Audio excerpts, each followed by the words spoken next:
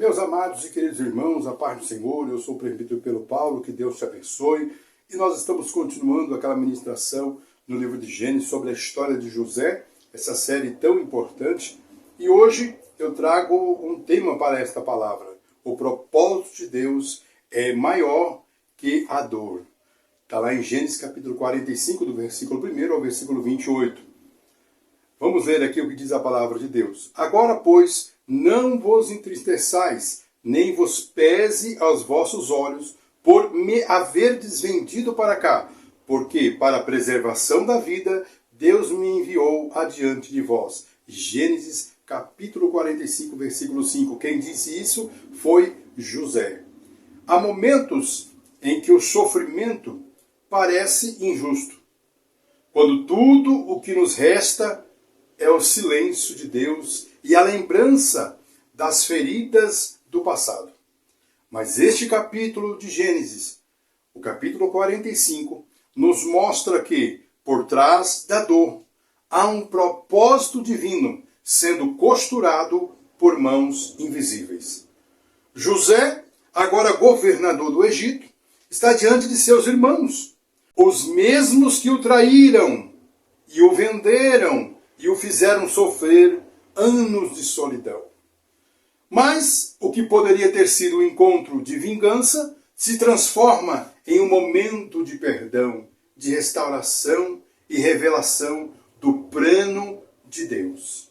Hoje quero te mostrar 3 verdades poderosas que Gênesis 45 nos ensina sobre o propósito de Deus nas nossas dores. Primeiro, o propósito de Deus sempre passa por um tempo de silêncio. Tem hora que Deus fica em silêncio. E parece que o silêncio de Deus é terrível. Porque como ele não se manifesta, as pessoas ficam em desespero, querendo ouvir a voz de Deus. José esperou anos. Foi rejeitado pelos irmãos, injustiçado por Potifar, esquecido na prisão, mas Deus nunca o esqueceu. Oh, glórias a Deus!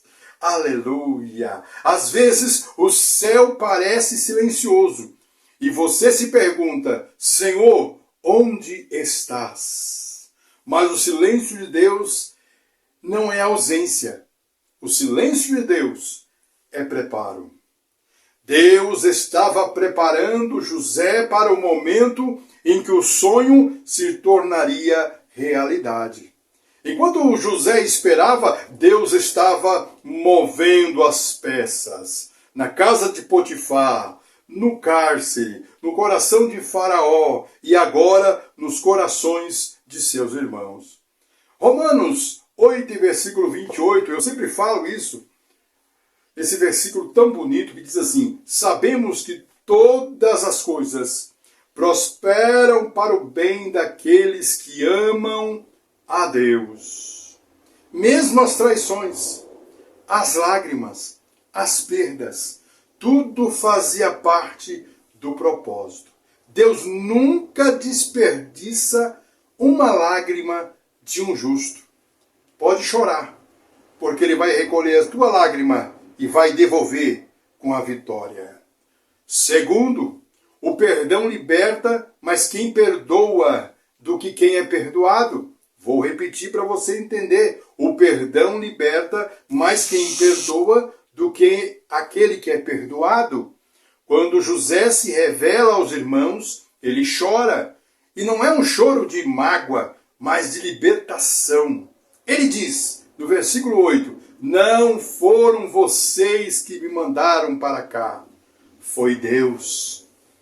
Já estava no plano, já estava no destino, já estava no projeto, já estava arquitetado por Deus. Deus já mostrava para José em sonhos o seu plano. José entendeu algo que muitos ainda não entendem.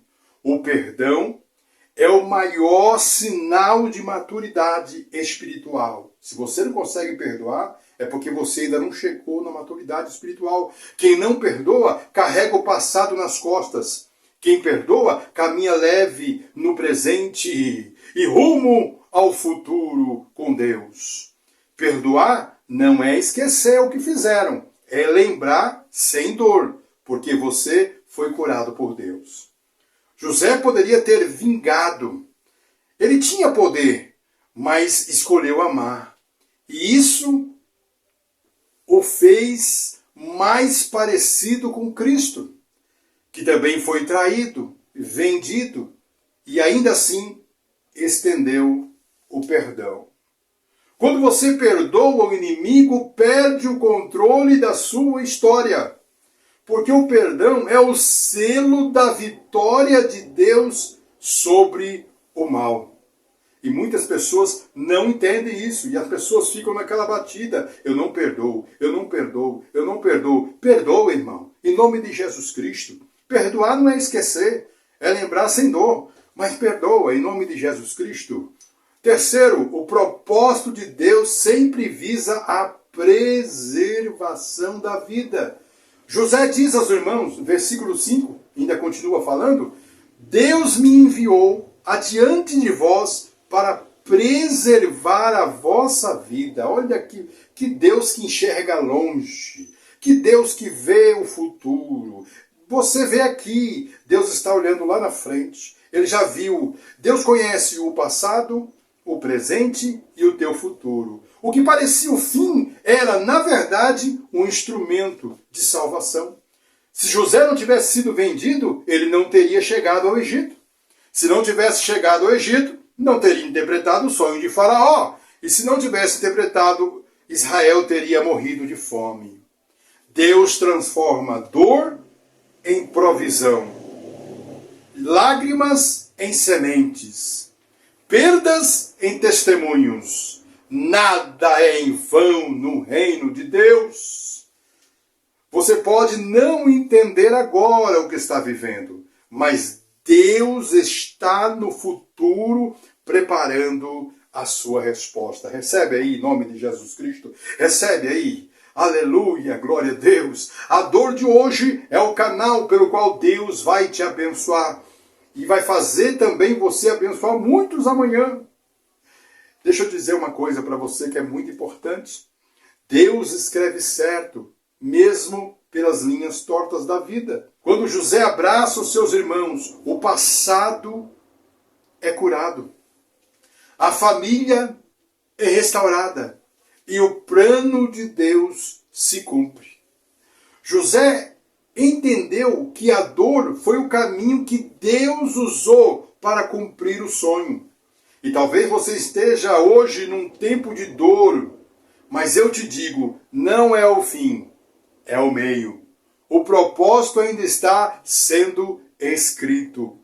Deus vai usar o que te feriu para te promover. Vai transformar traições em testemunhos. Vai fazer você olhar para trás e dizer como José, agora eu entendo, Deus me enviou adiante para preservar vidas. Oh, aleluia, glória a Deus. Talvez você esteja lutando para perdoar alguém.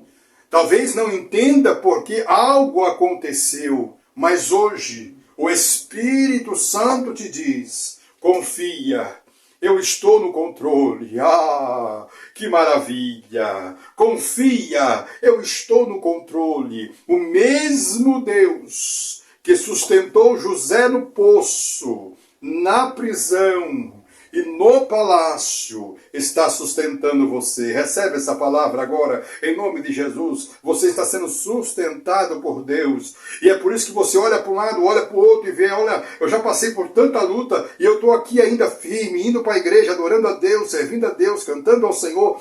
Mas sabe o que é isso? É porque você está sendo sustentado por Deus. O propósito de Deus é maior que a dor. E o que Ele prometeu vai se cumprir, ainda que o caminho pareça longo. E eu quero orar por você agora. Senhor, meu Deus e Pai, nesta hora me coloco diante de Ti com o coração quebrantado, reconhecendo que nem sempre entendo os Teus caminhos e os caminhos pelos quais o Senhor me conduz. Mas, assim como José, Senhor, Eu creio que há um propósito divino em cada lágrima, em cada perda e em cada silêncio. Pai, quantas vezes fui ferido por pessoas próximas, quantas vezes fui traído, esquecido ou injustiçado, mas hoje eu escolho liberar perdão. Eu decido entregar a dor nas tuas mãos e declarar que eu possa ser instrumento para preservar vidas, para abençoar os que me feriram e para manifestar o teu amor em meio às adversidades. Pai, transforma a minha dor em testemunho, transforma as feridas do meu passado em fonte de cura para outras pessoas. Oh, faz-me compreender que o inimigo intentou para o mal, o Senhor converteu em bem. E que toda a história, por mais difícil que tenha sido, faça parte do teu plano de salvação e restauração. Hoje eu entrego o meu coração, os meus sonhos e o meu futuro. Oh, Senhor meu Deus, nas tuas mãos, em nome de Jesus. Amém. Graças a Deus. Que Deus te abençoe. Que o Espírito Santo de Deus possa falar mais alto no teu coração. Um grande abraço na paz do Senhor Jesus.